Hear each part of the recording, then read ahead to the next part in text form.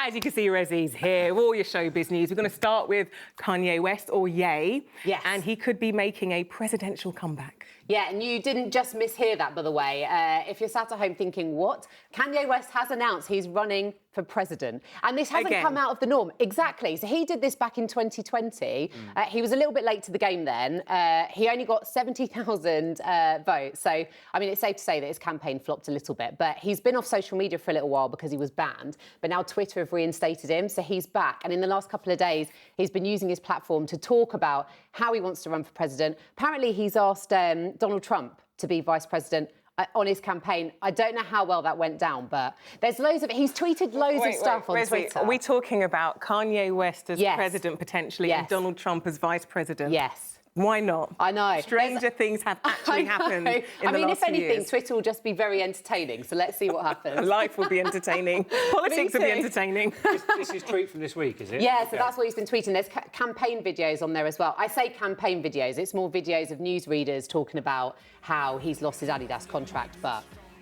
yeah, I think it's going to make Twitter an interesting place to be. Let's see what happens. Talking about losing contracts, what's going on with David Walliams and Britain's Got Talent? Because there's still rumblings about that, aren't there? Yeah, lots of rumours about this, although nothing's been confirmed yet. But obviously, David Walliams has been a judge on BGT, Britain's Got Talent, for the last 10 years, so since 2012. Obviously, we've seen that recently there was a situation where he was making negative comments about some of the contestants on the show.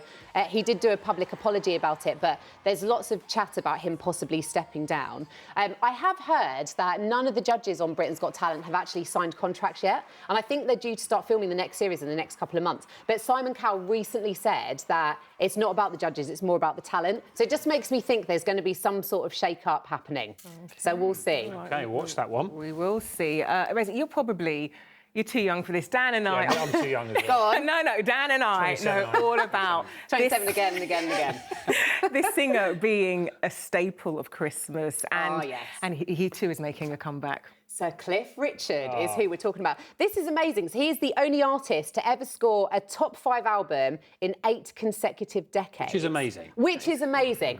He's now back with a dedicated Christmas album. It's the first one in 19 years. The guy is 82 years old. Wow. He needs to just take a break. But he's released this album. It's called Christmas with Cliff, and it's got 3 new Christmas tunes on and lots of the classics as well. Let's have a listen. Just hear those sleigh bells jingling, ring, ting, tingling too. Come on, it's lovely weather for a sleigh ride together with you.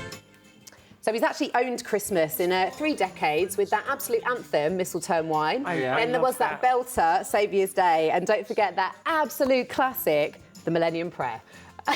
Christmas starts when my in-laws put on Cliff at Christmas. That's when I know it's kicking off. It's really sweet, actually, because it's come out on a CD. Remember those? And also it comes with a little magazine as well, 20-page spread about Sir Cliff, so it's lovely. So at least we know, what your in-laws are getting for Christmas, then, right? Yeah. Oh, yeah. They'll love it. Or maybe not.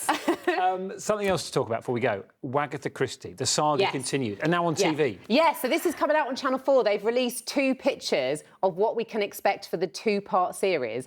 This gets me really excited for this, actually. You can see BAFTA-winning actress Chanel Cresswell as Colleen Rooney. They've got Harry Potter's Natalia Tena, who's going to take on the role as Rebecca Vardy as well. They really it's amazing, isn't it? Yeah, it's going to the West End as well. Wow. So they're really milking it for all it's worth, and I'm going to be sat there with my popcorn watching it. It will be a really watchable bit of TV. And I know some people were thinking, oh, I can't believe, but it's one of these stories of the year, isn't it? Oh yeah, it's going to be massive. So you'll get to see this on Channel 4 in December, actually. But I think it's going to be well worth watching. I mean, the West End play, I think, will be great to go and see as well. I can just imagine them singing and dancing about it.